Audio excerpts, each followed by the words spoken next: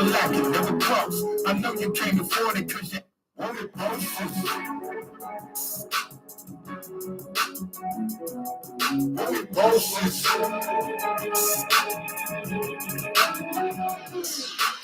Want it groceries. Want it groceries. Strike a factor, strike a pulse, never lacking, never close. I know you can't afford it cause you're asking what it costs. All smooth, be a shooter, do a thrill in your house. Don't play like Kanye, put the steel in your mouth and let it squeeze. Don't move me, you better freeze. Pedigrees got your bitch wetter than the 7 seas.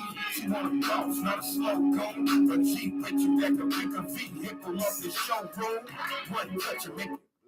Oh, hold up, TV land. What it do? What it do, man? You already know it's your favorite host, man, in the building. Hey, this evening, I got something special for y'all, man. That's why I'm doing it live, so everybody can get a whiff of this, man. Everybody. I'm on 5 different live shows, man. 5 of them, man. They don't do it like I do it, man.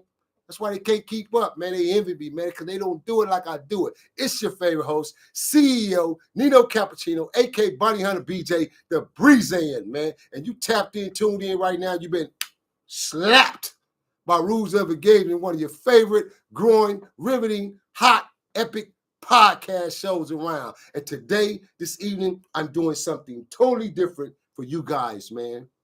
Instead of taking my interview, locking my interview down, film it, edit it, and then release it to you guys in pieces, I decided to say, you know what? I'm going to start something different on my show as I always do. I'm bringing in new up-and-coming artists as well as already signed artists or artists from the past to the present to the future. You feel me?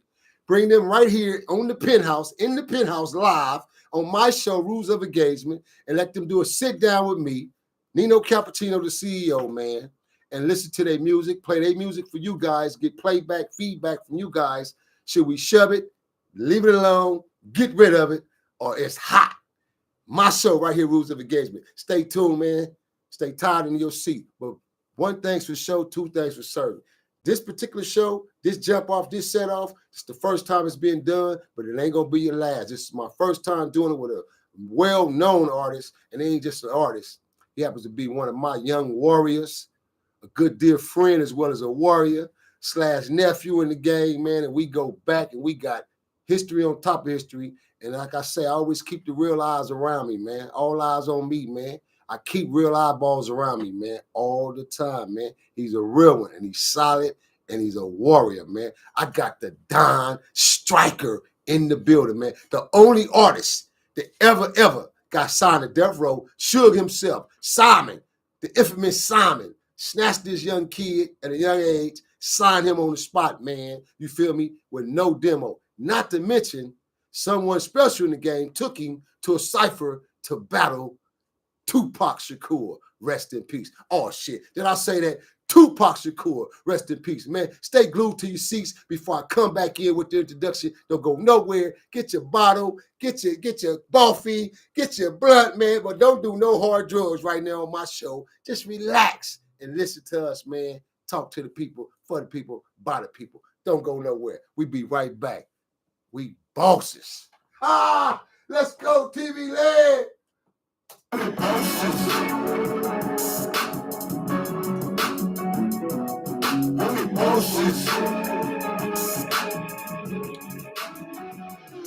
Strike a factor, strike a pulse, never lacking, never close. I know you can't afford it cause you're asking what it costs. All smooth, be a shooter, do a thrill in your house. Don't play like Kanye, put the steel in your mouth and let it squeeze.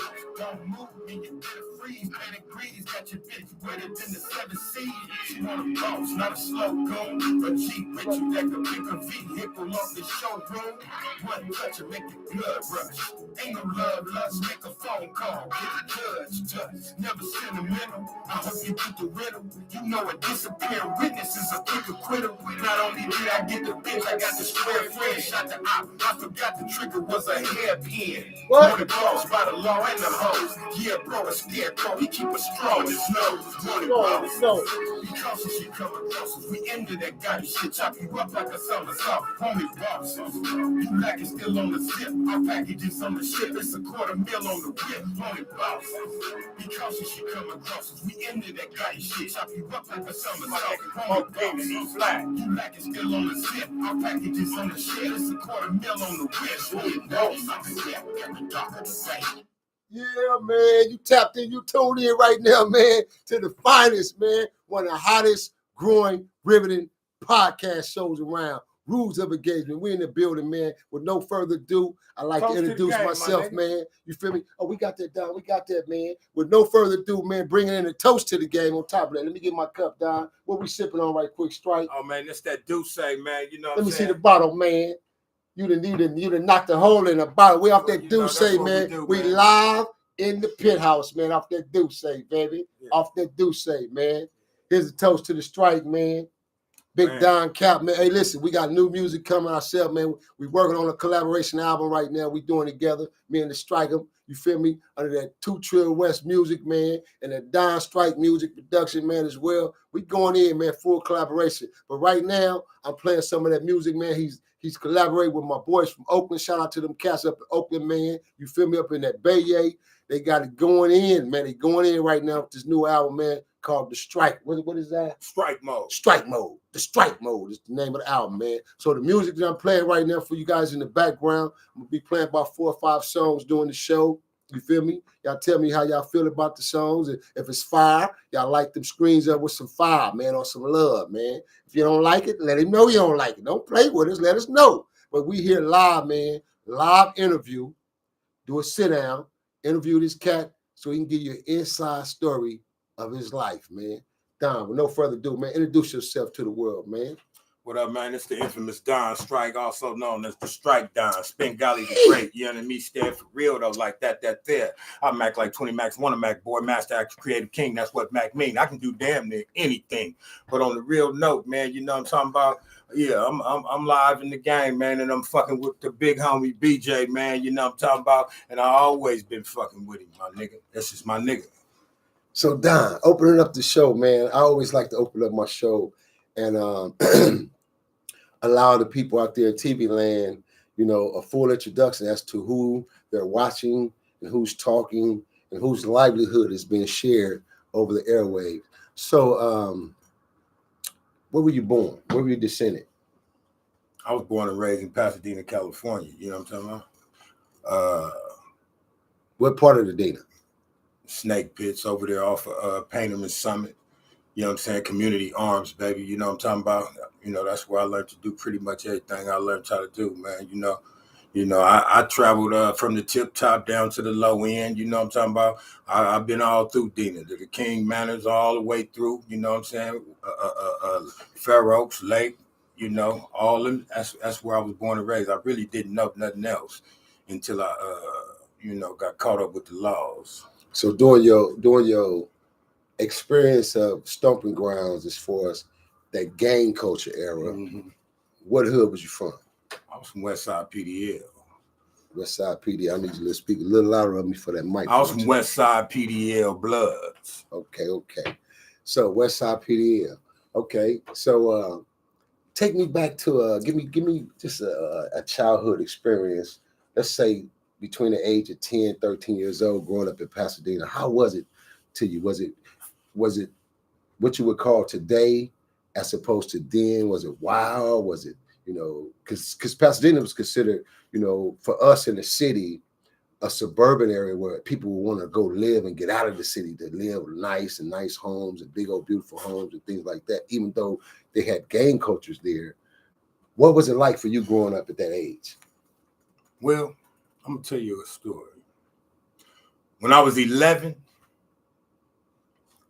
I moved out of Pasadena up the street to Altadena because my mama was fucking with some nigga. Mm-hmm.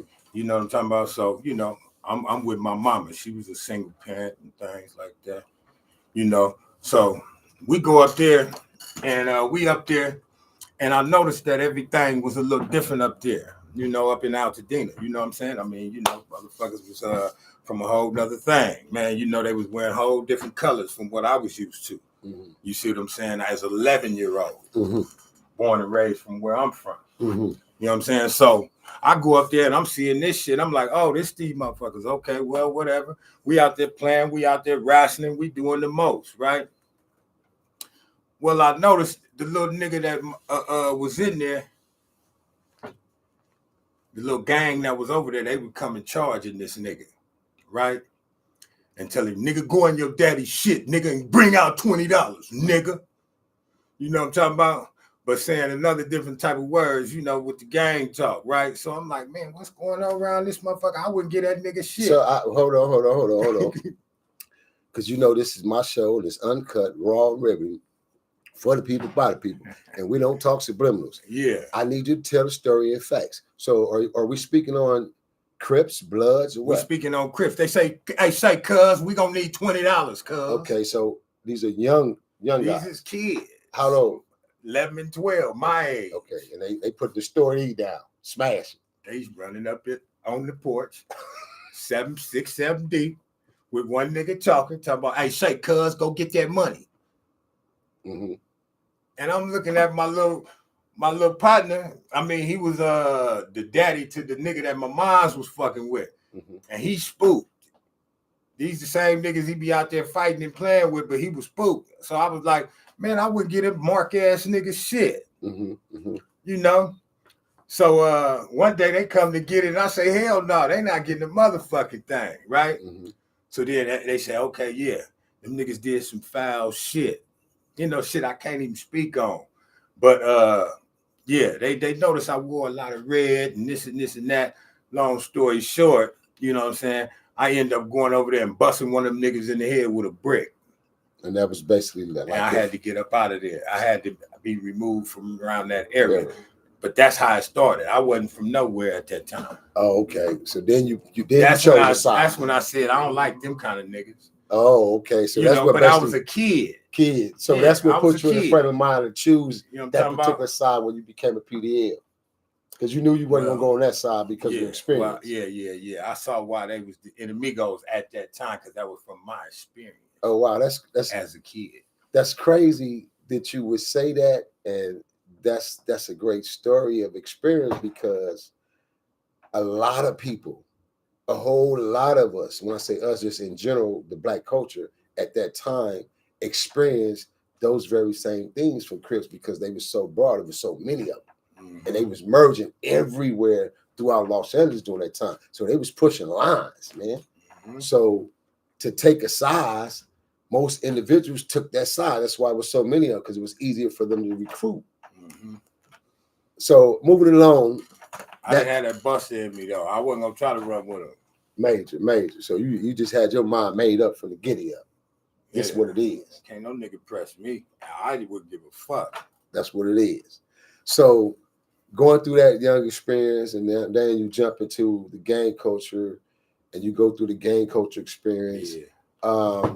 Of course, every typical story, every typical seem like black male in Los Angeles, not just America alone, but just in Los Angeles in general, seems to go through that jurisdictional system, whether it's juvenile hall /CYA /penitentiary system. Let's go and speak in the experiences of once you went through your triumph of the streets as a youngin'. Of course, I know you was. How was you out there in the streets before I get to the system? Let me go back and ask you this question. How was you out there in the streets when you came up and you made that choice as far as the gang culture? I need to stay focused on this main camera too, Don. How was it that when you was coming up, what did you do as far as in terms of money? What influenced you as far as money? Like, what was your hustle? Did you hustle or did you go to school? Nah, man. Two questions in one. Did you go to school and did you hustle? And if you went to school, that means you had time to go to school or you dropped out. No, I was more on the robbery type tip. Them hustlers sold dope. They did their thing. You know what I'm saying? I was playing ball. I was into the bitches. I was as a young age, you know what I'm talking about. But I was known as a fighter in the hood. You know what I'm saying? I fought a lot. You know, that's what they really had a name for me called Bold, B-O-L-D. I fought big niggas, little niggas, old niggas, young niggas. I didn't give a fuck who it was, nigga. I took the fade. You know what I'm talking about? And but yeah, my experiences like run that back to me one more time. Your experience, okay, for as growing up. So basically, you initially you became a fighter in your neighborhood. You became a fighter because that was just something. Big homies like that shit. So that was instilled in you as being a fighter. You wasn't afraid of nothing, big or little. Yeah. You fought. Yeah. And primarily that experience even came along because of your experience with the other guys in the early age, 11th grade. 11 years old, bullying and taking stuff from the Jews. Yeah. So now, when doing that experience and your experience in fighting in the streets and doing your thing, what did you do primarily to make money? Did you have a hustle? No. Did you go to school? I went to school. I was playing basketball, fucking with the homies. I shot dice. What grades did you go to school? What grades did you go to school? Did you stay in school? I made it to. I got kicked out of junior high school for gang activity. You know, having a knife and threatening to stab everybody on the bus and stabbing up the seats on the RTD. They sent me to a correctional school called Foothill in Pasadena. All niggas from Dena know what I'm talking about. I was a bad boy. I was over there at Foothill, knocking niggas out, going up to Elliott, taking fades. I was that kind of little nigga, man. Mm-hmm. You know, I was rapping too. I was going up to the high school, rapping against old niggas and doing all kind of shit. I had a little nigga that was a little rap crew with me. One thing about me, I always had a way with words because it started with me, you know, writing poetry to them little bitches at a young age. Man, I was really like that. You know what I'm talking about? So it was like I had a way with them words, you know what I'm saying? So I was able to battle niggas and talk about a nigga real bad. And really, sometimes when I come up with these lyrics, I don't even know how it happens, but they be like bars to perfection. And it's been like that all my motherfucking life. That's why. Whoa, okay. Boy. So we gonna jump down the line on that when we get to your artist career as an artist and everything at that level. So again, stepping back to your school experience, you went through school, you said, okay, you gambled, you did what normal black kids did in that era. You fucked up. You was effing up, basically. You wasn't focusing on school, right? We played street football against the other hoods. I was number 2. The homie was number 1. My homie Nook from the hood. Shout out to Blood. Real Dena nigga, him and my little nigga Dillinger. We played the football. We was the niggas that went up to the King Manors and played them niggas. You know what I'm saying? We up out the community arms down there in the PS. You did, you know, and you know, I played for the Tip Top too. You know, but we played ball, man. And Dena, you had to be able to play sports and fight. Because in sports we talk shit and we talk bad to you. So hey, that is kind of combination, sports and fighting, huh? Yeah. Hey, look here, man. For those who don't know, man, you tapped in, you tuned in right now to R.O.E Live, man. R.O.E Live, man. I'm your favorite host, CEO Nino Cappucino, aka Bonnie Hunter BJ, man. Sitting right here next to me is Don Striker himself, man. One of the well-known artists in the game, man. Come up in the game in the 90s, the 2000s, man. Got signed to Death Row, man, without a demo. Without a freaking demo. Don't go nowhere, man. Stay glued to your seat. We be right back at y'all, man. Chat box, what to do up in that chat box, man? Who I got up in that chat box with me, man? Okay, I see you, Connor. D-Dab. What's up, D-Dab? Zulu Ghost, Dancer Warrior. What's up, Zulu Ghost? Ike Love in the building. Ike Love. Got that cash coming up, about to swap it for yay. UEV on the double, half a mil for the plate. 5 stacks for the bag, I just got it away. Black, Motown, man. Push ride high, or die. Polar bears in this shit. My mom is like a Nino, Sammy and Nino. I've been this up in Vegas, running shit down in Reno. Damo shots. DJ Damos. My Texas white boy in the building right there, man. Coldest DJ, man. Never losing the phone. We do it like Corleone. Overseeing our zone, but trying to remain unknown. Picture the real boss, living life in the same. No chopper, I'm going to pop and try to take me to jail. Wanted bosses. My killers don't make the news. Because you ain't see me shoot. You come against me. Wanted bosses. We take a sentence to jail before they send it to jail.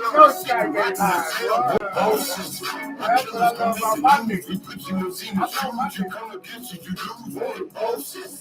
We take a sentence to jail before they send it to jail. The sitting right in the cell. Wanted bosses.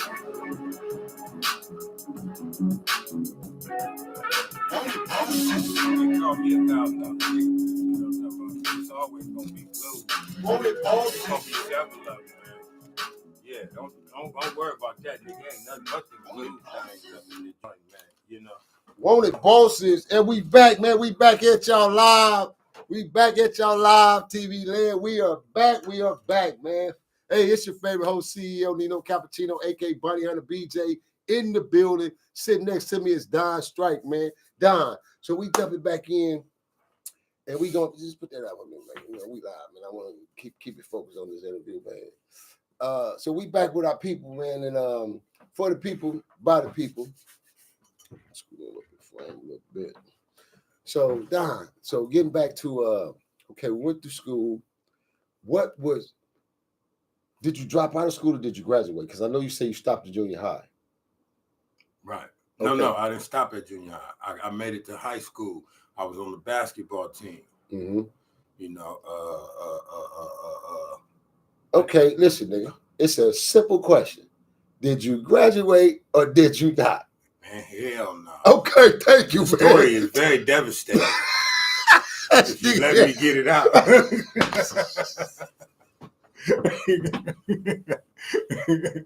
Nigga, did I graduate? Boy, I'm the motherfucker. Listen, I graduated from somewhere. It wasn't no goddamn high school. But yeah. So let me jump in on that then. So basically, it sounds like you messed up, got in trouble in high school, and that became your first experience with the jurisdictional system. Right before the 10th grade.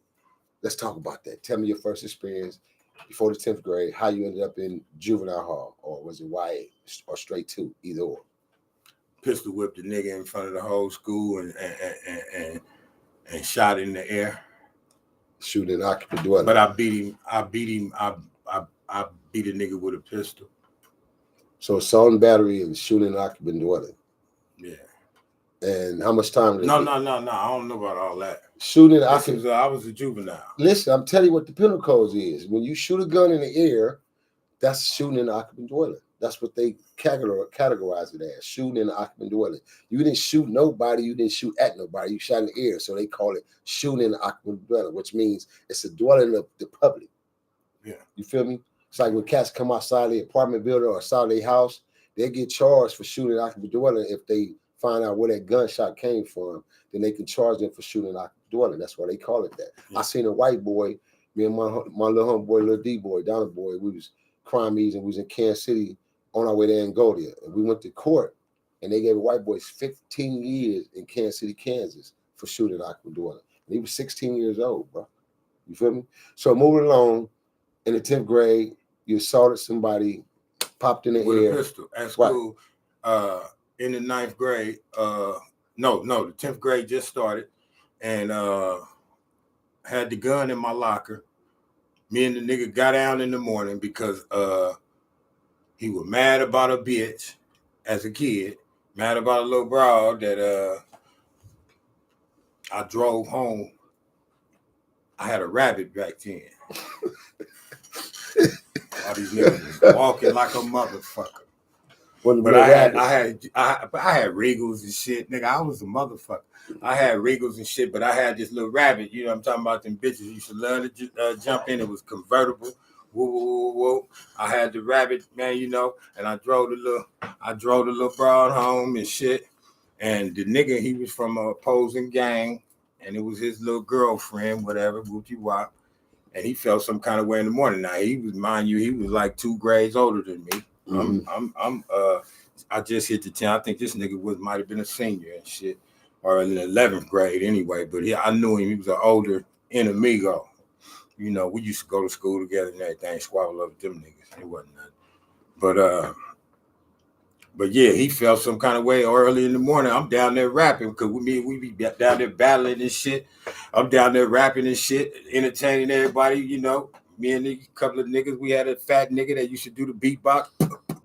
And niggas down there rapping. This nigga come over there tripping about the woo, woo, woo. So we fight, but the nigga scratched my face like a bitch because I slammed him. But he had me by the face and he scratched my face. So that's what caused me at lunchtime when everybody thought everything was over. He was in the canteen, probably about to get him one of them little tacos, them little burritos they used to give him, and bink, cracked him. So the police came in, apprehended you? No, I got away. So did you go to juvenile hall? I got away for a minute, but then they caught me. Okay, so you went to juvenile hall. Yeah, I ended up. Which juvenile did you go to? I went to Central Juvenile Hall. So you got booked at Central. Yeah. Went to court. Yeah, I was on the boys' side at first.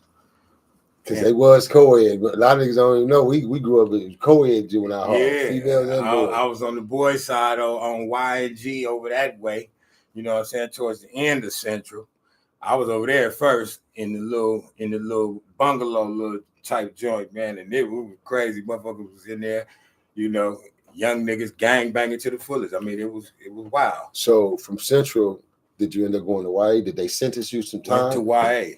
Which YA did you hit? What yard did you hit? Preston, Nellis. First I went to Paso. First I went to Norco.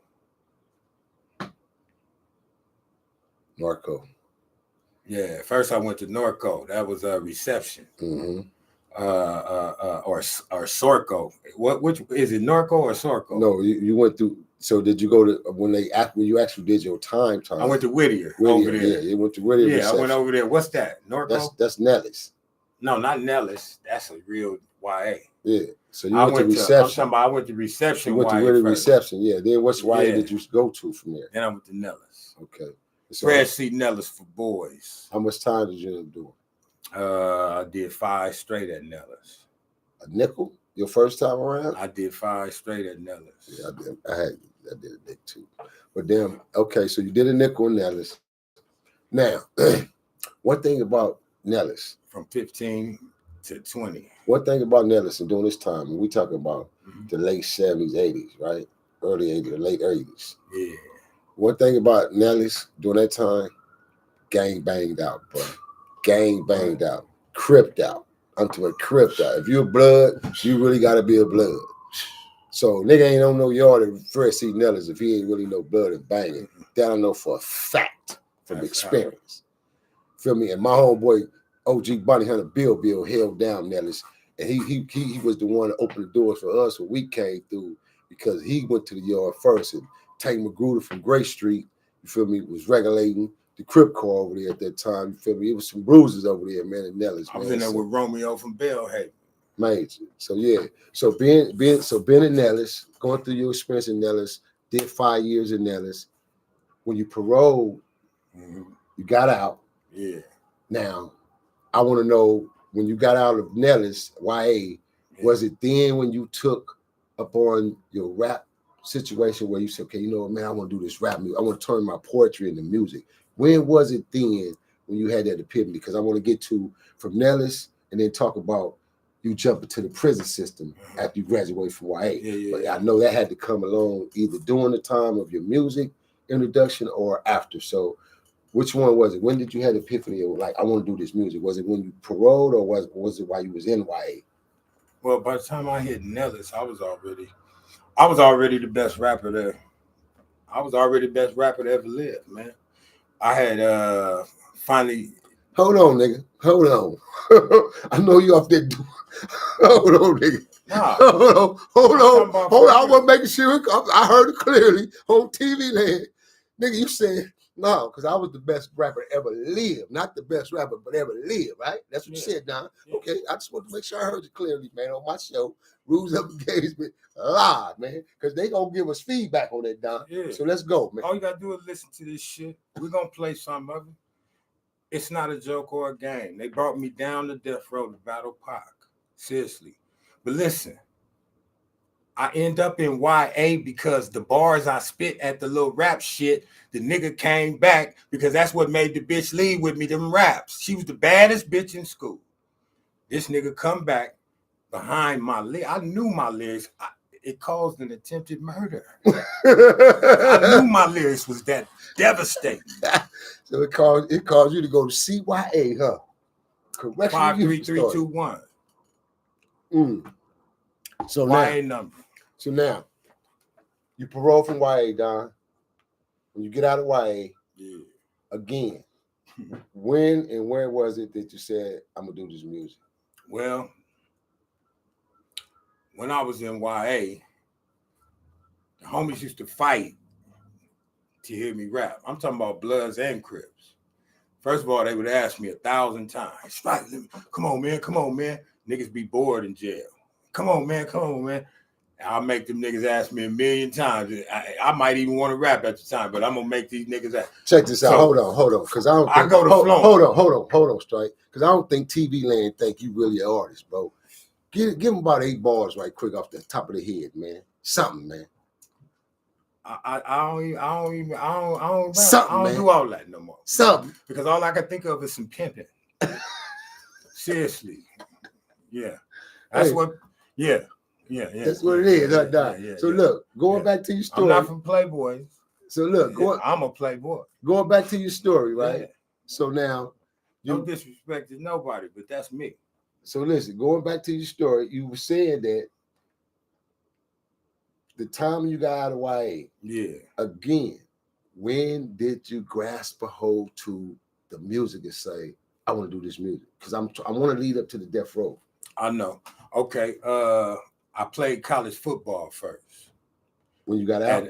At a JC. See, when I was in Nellis, you know, from the rapping to the sports, like I said, I did the sports, you know, I was a fighting legend. I was all that. I did everything you can do in Fresh Nellis and come out, you know, no smut on your name. And you know what I'm saying? You know, you real in 100. Mm-hmm. You know, you one of them kind of niggas. You're going to either be, if you came out of my era, if you in some kind of hood right now, you're going to either be a gang leader or a CEO. You're gonna be a boss type of nigga. You a type of nigga that ain't scared of nothing. Or you dead or you gone doing life. Mm-hmm. That's period. You know what I'm saying? Mm-hmm. These kind of niggas, we don't do that. We was warriors for real. We always gonna be upper echelon. You know what I'm saying? But the thing is, mm-hmm. The music came because I was rapping and doing my thing and wooty woo. And when I got out, football didn't work out because I end up slamming a motherfucker on his head and violating my YA parole and end up back in YA for a minute. And then I said, fuck everything. And woo. By the time I got out this time, I landed in West LA on Pico and Cochran. You know what I'm talking about? And I was rapping in jail and shit. You know, I won the talent show when MC Frost, he came in Nellis. Mm-hmm. I won first place. Mm-hmm. And I was in them little drama classes up in there that they was giving in YA. So, okay, when you say MC Frost. Some good shit came out. So we say MC Frost because a lot of this era probably don't have familiarity of who MC Frost is. Yeah. Are you talking about the Mexican MC Frost? Yeah. Okay. He came and did a show for us in jail. And so they brought us all the units out to see the rap show. Mm-hmm. He had a contest of who could flow the hardest out of everybody. Everybody said strike. So nobody tried to go against me. I went up there and blew him away. And they gave me the grand prize and all this old shit. This was way back when I was there. I could rap about shit, you know what I'm saying? I had a little song that I rapped about every nigga from every hood in there. I said, Baby G from the Denver Lane Gang got 5 years in Folsom for selling cocaine. Now that was just me predicting his future.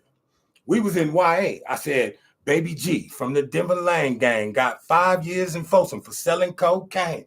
Because all that nigga talked about was selling dope. So that's what made me come and tell him his future. Mm-hmm. And I'll be damn, I ran into that nigga and he said, man, I got 5 years in Folsom. Because you wrapped it in existence. Right? Yeah. I did that with all of us. And my fate came through too. You know what I'm saying? So Don, moving along from that point, okay, so you did the violation, you got out. Yeah. You said F football, F the sports, you got frustrated on that. Yeah. Got into your music. Yeah. But at some point, because we're jumping on, we're moving on so we can work our way to the road. But during that time when you got into your music, what was it that introduced you to the film world, and how did you come about meeting Nino Cappucino, a.k.a. Money Hunter BJ? When I was in YA, they had a little drama class. We did some little plays and shit up in that motherfucker. They had motherfucker come teach us. So by the time I got out, not only could I rap, I could act out certain shit, you know. So I felt like when I get out, I'm gonna be a big old rap star, actor, and all that kind of shit, you know. But really, I had to go to these parole mandatory violence groups. So when you go to these violence groups, they give you different little plugs on shit to do if that's what you into. Mm-hmm. If you want to be in movies, we can show you where you can go and be in a movie. It's in a dangerous neighborhood. I wouldn't advise you to wear gang colors over there. You know, This is what they told you. Yeah, this is what they told me. I said, you know, and it was on Crenshaw and Florence. You did. So me being where I'm from, I'm going over there. Boom, I smash over there on foot. And go in there and meet these niggas, you know. I think it was one of them was Dr. Dre's relative that was running the whole thing. And I started acting. Me and BJ met each other. BJ was playing my big homie in the movie, Big Dog. You know what I'm talking about? And after one of the rehearsals or whatever we was in there doing, me and BJ, I'm going my way, he going his. He said, hey, little homie, woo, come fuck with your nigga. He was in that Green Lantern, that motherfucking brand new clean ass lack. I said, all right, my nigga, what's happening? By this time, I had already done the little Death Row shit because I had did the Death Row shit before this. Mm-hmm. You know, this was after Pac demise. So this is during the time of our introduction, it's safe to say, to TV land. This is how we entwined and met. Yeah, on a movie set. On a movie set. Yeah. Film of the film. Yeah. And during that course, you were rapping, got involved, got entwined with the film. Mm-hmm. Where was it and when? And let's jump into, because I know people are eager to hear. Let's jump into, but before, hold on. We coming right back at y'all, and we're going to lead right into this Death Row theory, man, and talk about how did he get to Death Row, and what did he do there when he was there, and some of his experiences around Simon, man. Don't go nowhere. Stay glued to your seat. It's your favorite host, CEO Nino Cappucino, a.k.a. Bonnie Hunter BJ, in the building, sitting here with Don Strike. Don't go nowhere. I'm going to hit you again with some of that Don Strike music, man. Let's go. Chat box. Who in that chat box right now? Mr. Mallory, I see you, Mallory. John Muir, I hope I'm pronouncing it right. The Truth Only, what up, Truth Only? Say, what's up, Pete Funk? Somebody say, what's up, Pete Funk? Don Strike. God sis, what it do, God sis?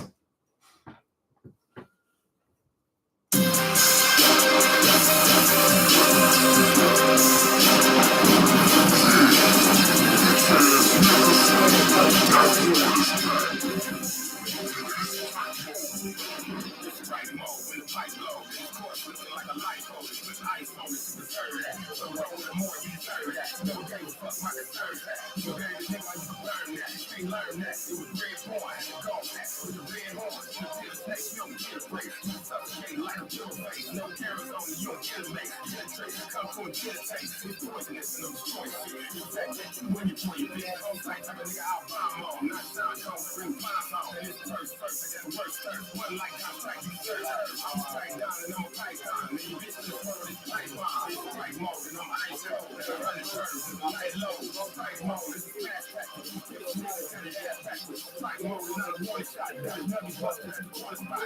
Pipe mode, got a plan to spray you. Pipe mode, see to the man that lays through. Weapon snapper with the killer jabber. You can walk the yard with a little stabber. Like this matter with a killer gather. High work, just work for the chitter chatter. That's strike mode. It's a nightmare. I don't like sweat. I'm a fight man. I just like it. Black and over and over with white. It's not like it. No time.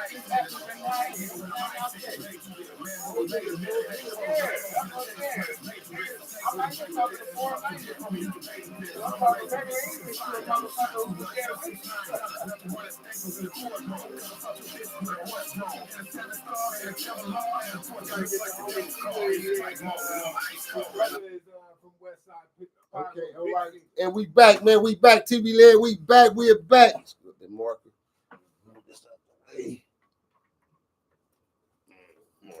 And we back, man. Connor say, homie looks young as fuck for all the shit he done been through. Hey, man, it's a lot of us just like that, Connor. Yeah, feel me? It's just in the genes, man. It's in them great genes, man, when you take good care of yourself, man. But yeah, man, that's a comment, man. So yeah, we back, man. We back at you. We back at you, TV Land. We are back at you. Yes, sir. So yeah, strike. Mm-hmm. So moving along, as I was Right. saying before we went into commercial break, again, y'all like that Don Strike music, let me know, man. Y'all drop them fires, man. Drop them fires or drop them comments, let us know, man. You feel me? Should we take a shovel and shovel it? Or should we keep on grinding, man? Let us know, man. Right here live on R.O.E, man. The Don Strike album, man. Coming at you soon, man. Y'all get ready for it, man. So Strike, hey, man, the people been waiting, man. We've been on about 30 minutes. Screw up a little bit in market. And the people been waiting. So let's give them that suspense they've been waiting for to hear, man. You know, how was it and what was your introduction to Death Row? Because Death Row led you to the film. You was doing your music, and before you met me, you were already getting involved with your Death Row thing. You was involved with the Row already. By the time you got to me, you was all involved in the Row. You was doing your music, so that's what led you into your film.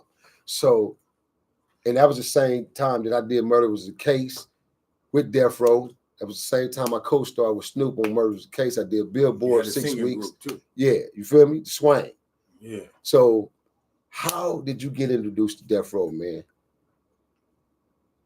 Just paroled from Youth Authority, and they said that all violent motherfuckers got to go to a certain group, and it was on Crenshaw and Imperial. So every motherfucker that got out of YA, you was guaranteed to see up there on Crenshaw and Imperial, up in that big old building right next to McDonald's. You know what I'm saying? The bank building. Yeah. So we up there. Just so happened that the lady who run the whole get down, she brought in some guest speakers for Whoop, and the dude from Death Row who was Suge Knight's barber at that time, a Muslim named Tariq. You know what I'm saying? He came, and long story short, he slid some pictures around to us all. He was Suge's barber. And when I got the picture, I saw two bitches on top of each other, and I just looked at it like, man, here, man. Because you know, I'm talking about I was on my ears at that time. I was like, man, come on, man. I ain't trying to be here. Here. I passed the picture along. So the next nigga get it, he looking at it, and then the other nigga looking at it.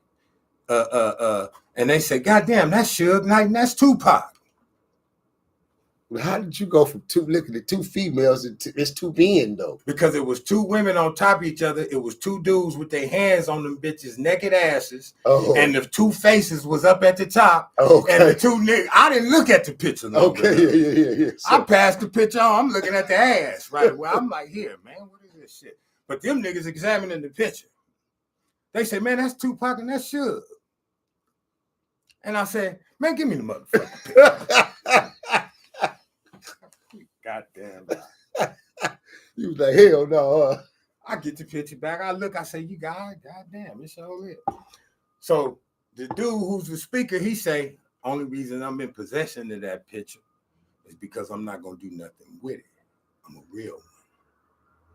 And from looking at y'all files, all you niggas in here is real ones. It was H-Bone from 7-4, PD Wack from NHP. PD Wack, yeah, neighborhood. Yeah, PD Wack from NHP, right around that way. I mean, that's why I had to remember the homie out of all of them. I had to remember PD Wack because I was in his hood area because I'm concerned over here. You know what I'm talking about? Yeah.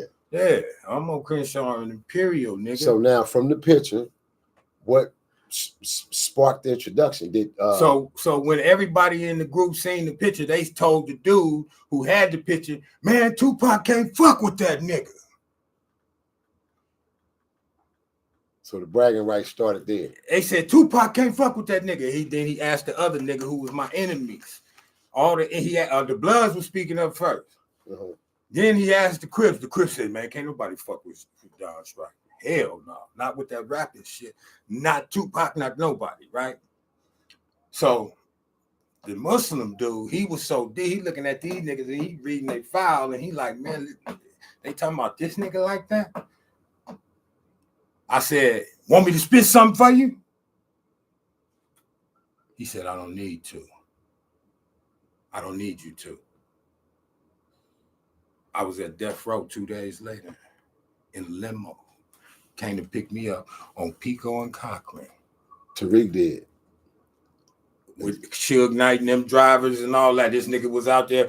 Nigga, I had all the bitches in the apartments, you know, because I'm having problems with the Playboy niggas around there because I'm over there fucking up in their baby mamas and shit, and I'm fresh out. I'm out there machining. I'm fresh from YA, nigga. I'm out there. Them bitches like, what kind of nigga is this? I'm writing raps and then I tell them I'm finna fuck with Suge Knight. They like, don't fuck with Suge Knight. I said, Suge Knight does not fuck with me. Bitch. So now look, you get picked up in the limo. Yeah. They take you to Simon. Mm-hmm. So I want to know for TV Land, because I know what happened took place, but TV Land needs to know when you get to Simon, what was that atmosphere like when you got out the limo, you got to Death Row? What was your walk in the Death Row atmosphere like for the first time? Because you ain't never been in it. It's your first time. Right. And I know you're a young wilder, and I know what you speak. You speak all true facts. You're a fighter. All that. This is who you are. This is who you be. Yeah. So at least from the time I've been knowing you for 20-something over years. Yeah. So I know these for facts.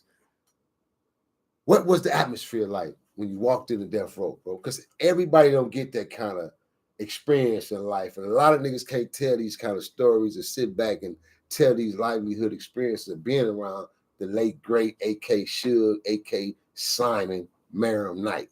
So what was that feeling like when you walked in the building of Death Row, seeing all the power rules, head busters, the Buncheries, the Harrons, the Big Hooks, you feel me, the Lip Dogs, all the homies, real ones. We grew up from YA, prison system with. What was that? Mob James, head nigga, in charge at that time. What was that atmosphere feeling like to you? We went to Can-Am, man, off of Reseda and Oxnard or Wilbur, one of them motherfuckers off of Wilbur and Oxnard, one of them. We went to Can-Am studios, recording studios over there. And that's where the limo pulled up. I bounced out the bitch Peaches, who was that dancer back in the day from Death Row. She was at the front desk. And then that nigga, it was that nigga Daz. Or it was. I think that nigga Daz came in because she said that nigga Daz.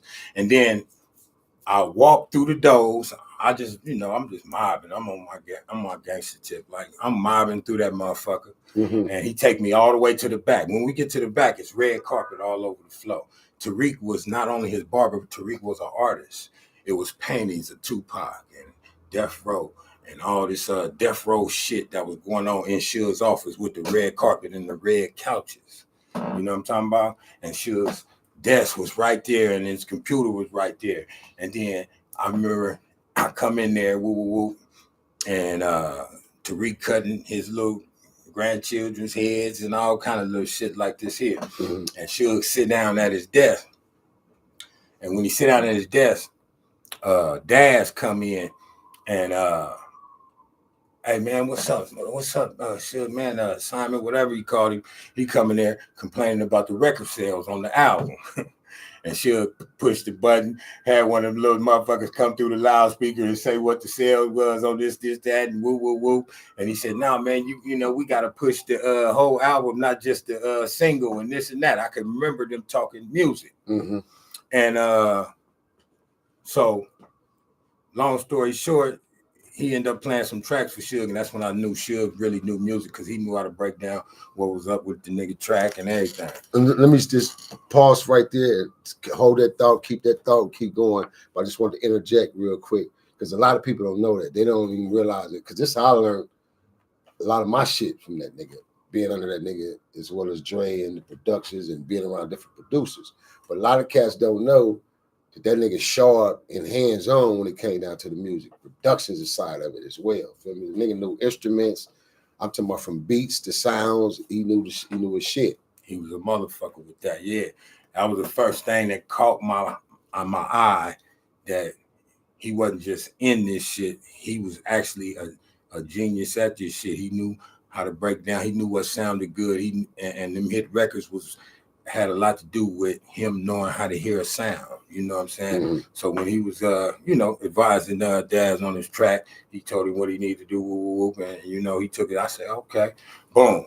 So then he told Kevin to take me around the studio because they introduced me as a rapper. And I said, want me to spit something? And he said, I already heard about you. You ain't got to spit that. Did Simon tell you this? That's what Suge told me. Okay. He said, I already heard about you. You ain't got to spit nothing. Mm-hmm. Take this nigga around and show him everything.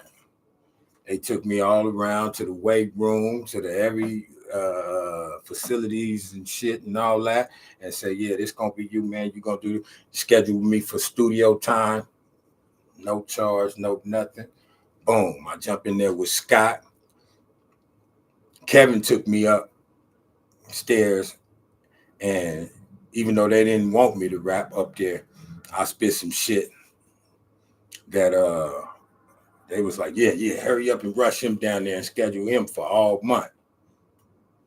And so, boom. That go on, you know what I'm saying, for a minute. Mm-hmm. I meet all the artists, Suge, Rage, all the motherfuckers. What's her name? Storm. Mm-hmm. That little bitch Storm. Yeah, she was like, she was like, yeah, damn. I was the only nigga that reminded her of Pac anyway when we was down there. And quiet as kept. The whole thing, everybody, while they was like, man, that nigga don't need it. They said, this the nigga that's supposed to be better than Tupac. So that's what the word got around then. That's what it was. So now when that word got around, the studios and it got around amongst the Death Row circle, did it ever come to, because of course we know this battle never occurred and never came to it because it would be recorded history. But did it ever come to the initiative battle or you meeting Tupac in actuality to be able to take on that battle? Yeah, I met Pac. Did y'all battle? I met Pac. We did not battle. He was doing made niggas at the time. I wasn't the kind of nigga that was looking to battle no nigga no way. You know what I mean? I was up there trying to see, I'm talking about how I can get my shit cracking. So you was going based on the hype then, or what everybody else was just saying. It wasn't you per se saying, yeah, I fuck over Pac. The people were saying it, so you were just riding on the hype. I ain't never said nothing about it, never still to this day. This is the first time besides me and the realist talks about it. I don't. So, okay, speaking of the realist, shout out to the realist too. Speaking of the realist, tell us what was realist involvement with that little twist, that stir up of the pot about you and Pac battling. What was realist involvement with it? Realist was the one that said everybody was finna put strike on Pac. That's why they brought strike in here. You know what I'm saying? They finna put strike on Pac, nigga. Nigga, strike it, eat Pac up, nigga. Strike really from it. Strike this, that. But this is just what they saying, like, and they say that nigga vicious with it. You know what I'm saying? That's what they saying. And so, you know, that's what the word was. But that's what realists say. You know what I'm saying? I mean, that's what realists say. After Pac had died, I still was over there at Can-Am. I started recording songs. Me and Realist did damn near 30, 40 songs. He was the one voicing over. I heard all the Pac songs when he supposed to have died, the shit he did that nobody still ain't never heard. I heard all of that type of shit. That's when I was still recording down at Can-Am. That's when Realist was studying the VOs of it. His voiceovers. Yeah. So he can rap like him. Yeah, Realist had some voiceovers. But all the time, he would utilize you to spit like him because you could transition your voices and you could transition your voice like that. Feel me? So that was another reason that situation with him, with you and him like that, whether you knew it or not, man. Yeah. Feel me? So now they put you in that situation with Pac to where, you know, they want to see you guys battle. When you met Pac, what was that like? When you met Pac, how did you meet Pac? Pac was coming through to do the song Made Niggas. He just walked through the Death Row doors down at Can-Am Studios. Boom. He had walked through the doors. He's coming through the hallway. They had sent some runners to go get some Alizé. Pac had about like a case of Alizé. Your nigga drink too. Me and Storm, the female rapper that was on his album, Storm, we in there playing basketball. I done already, this was one of Simon's bitches. He was buying cars and shit. You know, and I should, you know, that's my nigga. But he was buying this bitch cars and shit. And boom, I got her in there already. Like, damn, you must really know how to rap. You ain't no group. Because they had groups like Anybody Killers about a Fruittown Pyro over there. They had some real motherfuckers over there. These little young niggas could rap, but it was all groups. It was a bunch of little groups. And they said I was solo. So, yeah. So when he walked in, did someone introduce you? Did you walk up to him? How was the introduction? I said, "What's up, homie?" Boom. Oh, nothing. Shit. He was late. He was just like, he wasn't no talkative motherfucker. He was on his business. You know what I'm saying? I just said, "What's up, homie?" He was like, "Whatever." You know what I'm saying? He was like, "What's up, my nigga?" You know, and boom, he slid on. He had that studio shit on his mind. He slid on up in the motherfucking studio. I'm still in the thing room with the bro, but I'm hearing him in there making motherfucking Made Niggas. I hear it cracking. So I say, hold on, let me go see what's going on. I look through the window thing and I see Pac in there, hella energy. And he started barking on the motherfuckers in there and all that, what they say on the video. That nigga was a fool. Weed and drink don't do you like that no more. But yeah, that nigga was a fool with it. He was in there doing his thing, man. And after that, I was still going to the thing for a while, and then the thing went down, and that's how come it never happened. Wow. There you have it right here on R.O.E, man. History, man. The Death Row Talk, man. Live right here with Don Strike, man. In the building, man. We're going to play y'all a couple more of these tunes right quick before we get up out of here. Let me jump in this chat box right quick. See who in this chat box. I got a couple more questions for Don before we get up out of here, though, y'all. Yes, sir, man. Anybody got any questions in this chat box, let me know, y'all. You say good morning, man. We in the afternoon. We in the evening, boy. You on the other side of the world then, huh, Jamir? You got to be on the other side of the world, boy. He talking about good morning. All I do is keep it real. They can listen to this shit to me, okay? Told you a long time ago, you fucking little monkey, not to fuck me. Hey, who the fuck you think you go for? I be stride, handle shit, carry time. All I do is keep it real. Handle shit, carry time. Told you a long time ago, you fucking little monkey, not to fuck me. Hey, who the fuck you think you go for? I be stride, handle shit, carry time. But still a sinner, Heidi flies. Pricey eyes, no one ever tried me twice. But first, tuck him in the dirt, 99. I be flying seagulls, you know how Pasadena goes. I spot him, then I shot him like a shot of Casamigos. Used to smash the Regos, passenger and G-Foes. Your bitch dragging you to church. I go to work with 3 hoes, smoking pre-rolls and popping Clicos. Blue devilish, several sticks, fuck a reload. I see the culture trying to cancel G-Codes. Scared of the Regos, I'm murder shit and dig a deep hole. Now what's the G without a part to piss in? You wanna win till your son run up and lost a pip in? Now that's the perfect way to murder your eye and leave a crime scene clean for the dirtiest cop. Laying down like a certain perfect, it's a perfect murder. 80 rounds, my pipe is a squirter, it's a perfect murder. Ain't no DNA, this sort of drill, it's a perfect murder. I'ma pour at least a quarter meal for a perfect murder. He on the chopping block, cause I'm from a chopper block. That's real destruction, feeling nothing like I'm Dr. Spock. Trouble cat, had to double back, I forgot to watch. Listen on the outside corner since I was knocking by. Your mouth is open like hoping I put my Glock in it. And if we beefing it, only vegans is squashing it. And Daddy broke his teeth.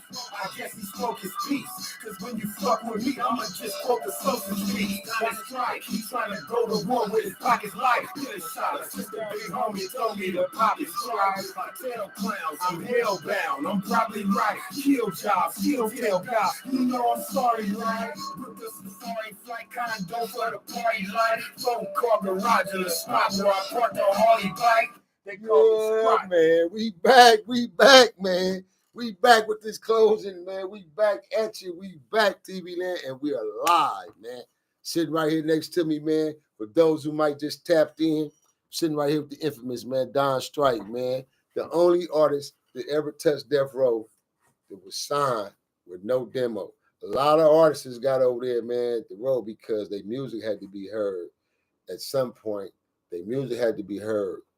But this young man got in through word of mouth, through individuals who believed in him and had the confidence that he was that great and that good. And during that course of time, he got caught up in a big old controversy of the battle rap against him and Tupac, the great late Tupac Shakur, rest in peace, man, which never happened. That would have been some good history, though, because I know the young nigga spits, man. He spits. Don can spit, man. And that would have been a great, thing to see. And not only just you, man, it was a lot of cats out there back then during that era of the 90s that had mad flow. I don't know. They probably would have gave Pac some competition. You know, they'd have gave Pac a run for his money, man. It was just that because Pac was who he was and he was already on that totem pole, then, a lot of people looked up to him. They praised him and praised his music. But it was a lot of cats that was swift back then, man. It was really swift on that mic, man. So Don, going through your Death Row experiences, as everybody, being at the row, I'm gonna ask you 2 questions, 2 in 1. Two questions basically. First question was when you met Suge, aka Simon, and all the hype of Simon. Was you scared? Was you afraid? Nah, I just said, "What's up, blood?" Okay, and then y'all took up on that particular language. Don Strike. Okay. We didn't do all that. He wasn't doing. He had motherfuckers running around there scared and doing this and doing that. But I was a real nigga. And when I got invited to be on that $20 million yacht they had bought, I said, let me bring about 9 of my homeboys. They said I couldn't bring the homies. I didn't go. I'm that kind of nigga. I don't give a fuck what another nigga doing. I'm doing me. Amazing. So, all right. So now, was there at any point, what type of crash experience that you seen or happened at Death Row during the time you was there? From all the stories that's told over the years, the wild parties. Yeah. From, the getting whooped ass, niggas getting whooped on, slapped on. What was one of the wildest moments you could say at the Row? Well, I can skip over and say that I remember the one you went through over there down there in Miami with Snoop now. You know what I'm talking about? Yeah. You told me about that. There wasn't no internet story. I knew that story before these niggas knew it. Yeah. I mean, you know what happens, man, down there, them niggas getting slapped, them niggas, they talking about they busting up in the room, niggas with the Dixon, niggas sucking dick, and Dr. Dre, them sucking on dick, and or getting his dick sucked, one of the motherfucking two.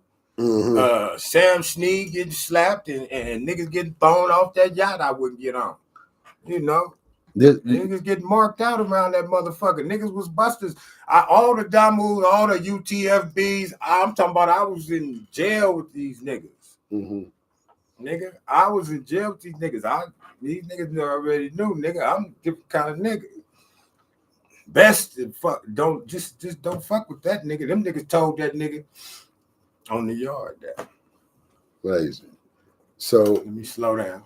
So now, Don, going through your death row experiences, and then nothing really never took place as far as you putting out an album or anything over there because of the crash of the momentum crash of death row, correct? Sudden strike, yeah. Okay. Exactly. So then you went on to become independent and start doing your own independent thing? No, I just went on and you know, that's when I met you. You know, that's when I met you. I went back to jail. Because I think that's when I went to go play football. All that happened. When that went dead, then I just went on and went to go play football, I think. That's what happened. And when I said, fuck that rap shit and all that, I think I went and played football, and did that for a minute. And then I ended up getting in an incident where I slammed a motherfucker and got a violation from my YA parole. And went back to YA. And then I got back out again. And this time, like I said, that's when I met you and everything.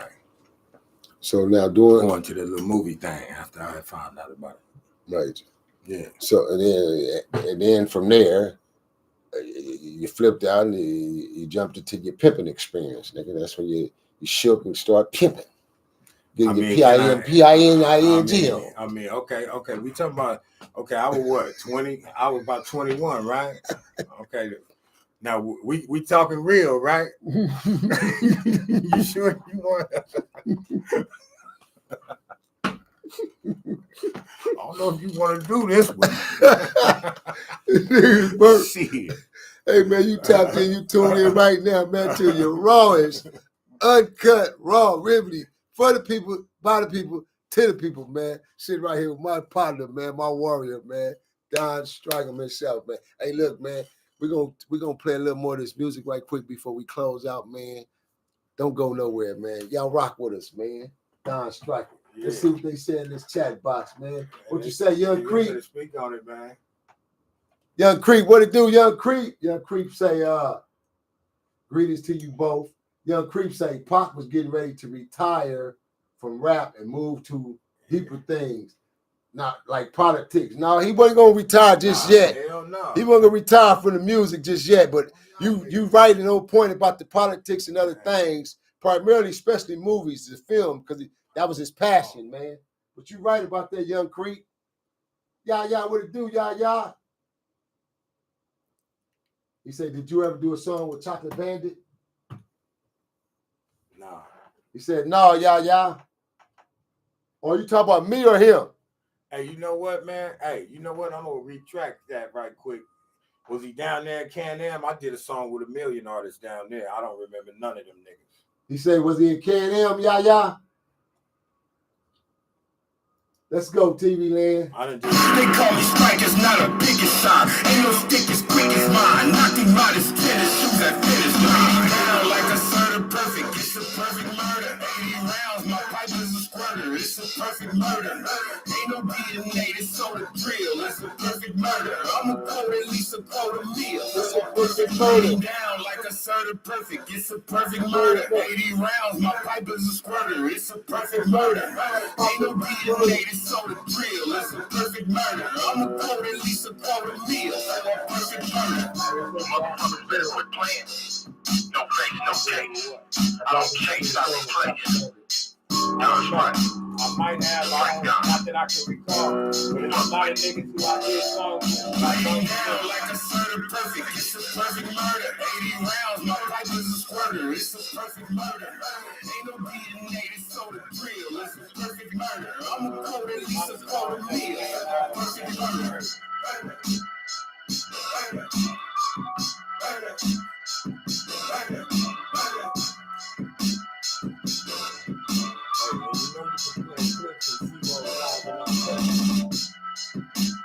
Documentary on his life. I'm the hardest nigga on that tape. You can play a little segment from that.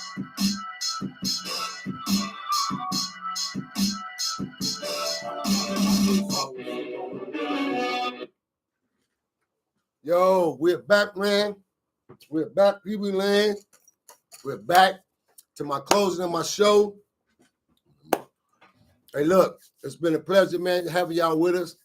I hope y'all like the live, man. Like I said, this is my first time out doing this. I want to do this, man. And I definitely want to bring it in with one of my partners, man, that I know has got real good talent. Y'all just stay tuned, man. We working on an album myself. We haven't quite titled the album just yet. We're working on the title name, but we collaborating right now on the album. I'm going in full productions, coffee shop productions, man. 2 Trill West Records, Don Strike Music, and we going in, man. Hey, it was a pleasure having y'all tuned in with us. You already know, man. Tell a friend to tell a friend to tell a friend to tell a friend, man.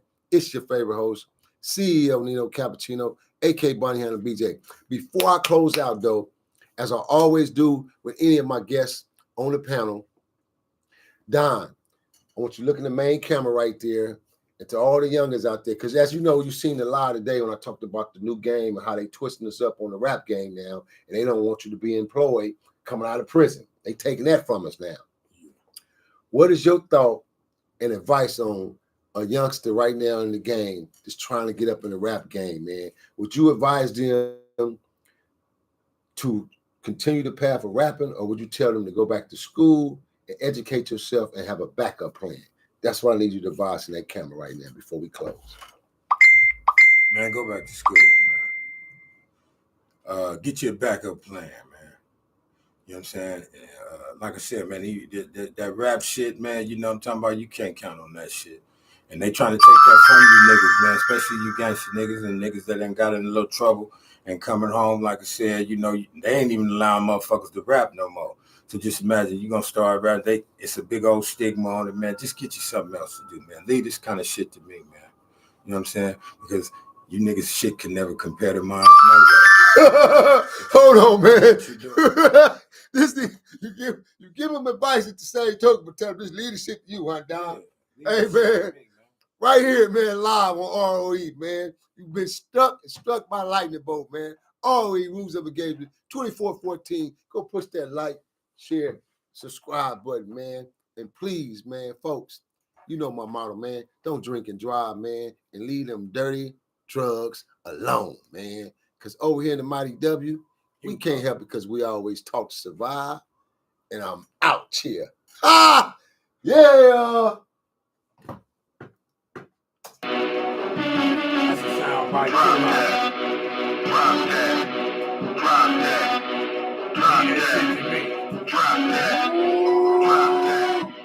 Drop that. Drop that. Drop that. Drop that. Bitch, Yeah, Mallory, to answer your question real quick, I met him on 2 different occasions. I met him and worked around him and with him. Yes, sir. call me ice, I don't say nothing to my ass. I said, drop that. Drop that.